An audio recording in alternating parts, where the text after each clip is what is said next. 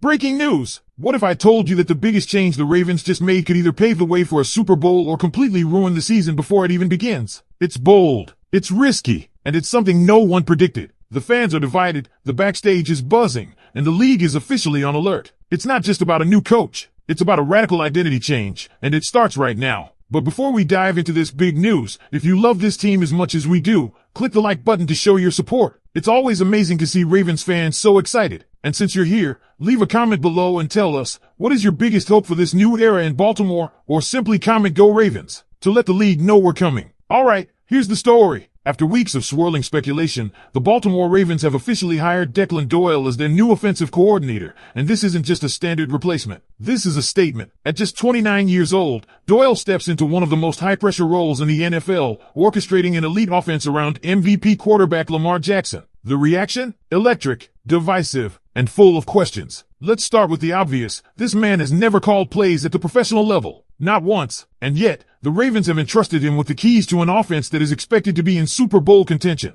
That's not a small move. That's betting on brilliance before it proves itself. And that's exactly what Baltimore is doing here. Doyle comes from a coaching tree rich with innovation. He was recently part of the Chicago Bears staff, who finished second in the NFL in outside zone run attempts in 2023, just behind the Falcons, whose run game coordinator and offensive line coach was none other than Dwayne Ledford. Why does that matter? Because Ledford is now in Baltimore, too. The two most outside zone heavy offenses from last year are now merging philosophies in Baltimore. This points to a massive strategic shift. Get ready to see Lamar Jackson under center more often, with an offense that thrives on motion, misdirection, and stretch runs that force defenders to chase sideline to sideline. This isn't the heavy inside zone or power scheme we've grown used to. This is modern, flowing, boundary-pushing football, the kind that can unlock speed in the backfield, open lanes on the perimeter, and keep defensive coordinators guessing every snap. But again, Doyle has never called plays. So where does the confidence come from? Insiders rave about his football IQ. Around the league, coaches have praised Doyle as a rising star, a top-tier offensive mind with an uncanny ability to adapt, strategize, and design creative concepts. This hire wasn't about experience. It was about upside. It was about the Ravens getting in early on a coach they believe could soon be out of reach. Let's be real, this is a gamble. But it's the kind of forward-thinking gamble that great organizations make before the rest of the league catches up. If this works, and Baltimore explodes offensively under Doyle, he could go from rookie coordinator to head coaching candidate in just a couple of years. And the Ravens would be remembered as the team that saw the brilliance first. Now, it's not just the OC hire that has eyes glued to the Ravens coaching staff. There's still the matter of the defensive coordinator position,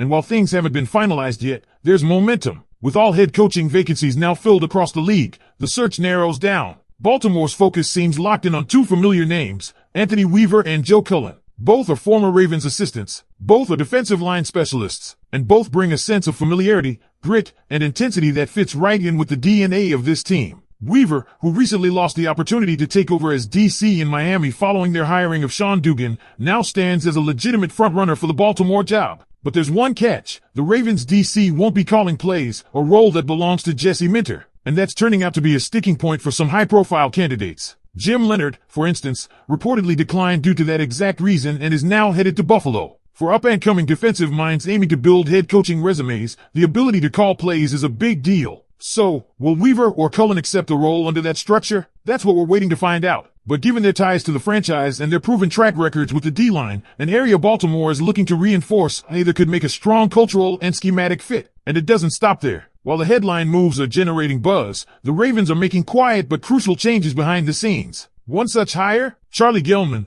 brought in as the new game manager coordinator and defensive assistant. Gellman replaces Daniel Stern, who is expected to join the Browns as associate head coach. But this isn't Gellman's first rodeo in Baltimore. He's already served in multiple roles with the team, from scouting analytics to coaching research, and brings a deep understanding of the organizational philosophy. He was part of playoff runs in both 2019 and 2022. This is a continuity hire with built-in chemistry, and one that will matter more than fans might initially realize. Meanwhile, on the offensive side of the ball, the Ravens are still looking to fill the wide receivers coach position following Greg Lewis's departure to the Titans. Interviews are already underway. Assistant WR coach Keith Williams is in the mix, and he's got chemistry with the current unit. But Baltimore has also requested to interview Jaguars assistant Tyler Tettleton, who many view as a future OC himself. That's a sign that this staff isn't just building for 2024, it's laying a foundation for sustained innovation on offense. Speaking of offense, don't overlook the big men up front. There's growing buzz around Emory Jones Jr., a potential breakout candidate for the revamped defensive line.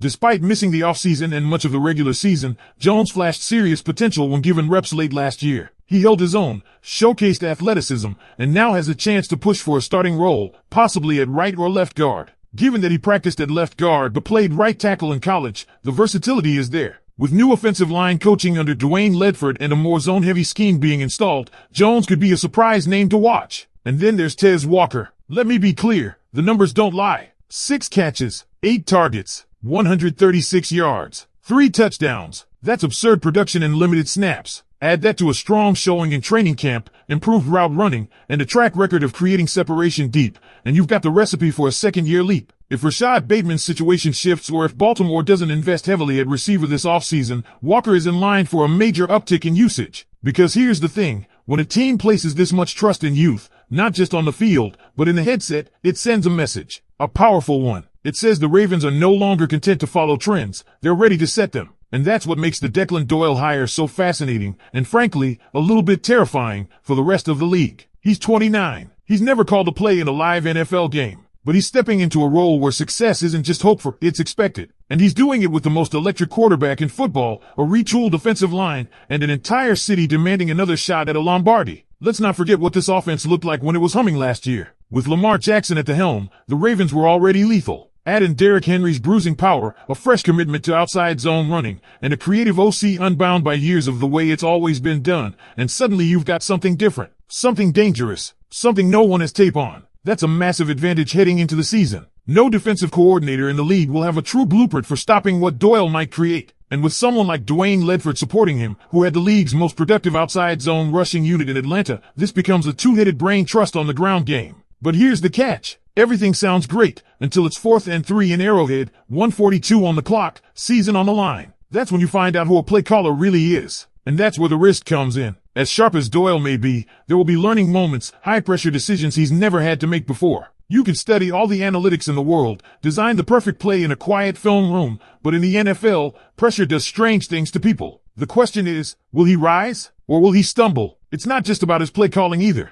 As OC, Doyle has to manage personalities, balance egos, and build trust with veterans, guys who've been in the league longer than he's been coaching. That locker room buys in because of results. And if early results are shaky, things can turn quickly. But if they click, the upside is limitless. Which brings us back to Tez Walker. The young wideout is emblematic of everything this new offense could become: explosive, underutilized, and waiting for his moment. He's the perfect weapon in a system that values motion, deep separation, and quick-hitting strikes. And with Bateman's future unclear, Walker could be thrust into a much bigger role. If he and Doyle click early, we might be talking about the breakout receiver of the year, a guy who goes from camp standout to fantasy football darling in a matter of weeks. And don't forget, Walker wasn't the only name mentioned as a potential breakout. Emory Jones Jr. is another young piece who might quietly become a cornerstone. With Baltimore likely revamping both guard spots, Jones has a real chance to lock down a starting role. That's a bold leap for someone who barely saw the field last year. But the potential? It's real. And this new offensive philosophy may be exactly what he needs. On the defensive side, the wait continues. Anthony Weaver and Joe Cullen both feel like safe, logical hires, especially for a team that won't be handing over play-calling duties to its DC. That detail is critical. The Ravens aren't just looking for a top football mind, they're looking for someone who can collaborate,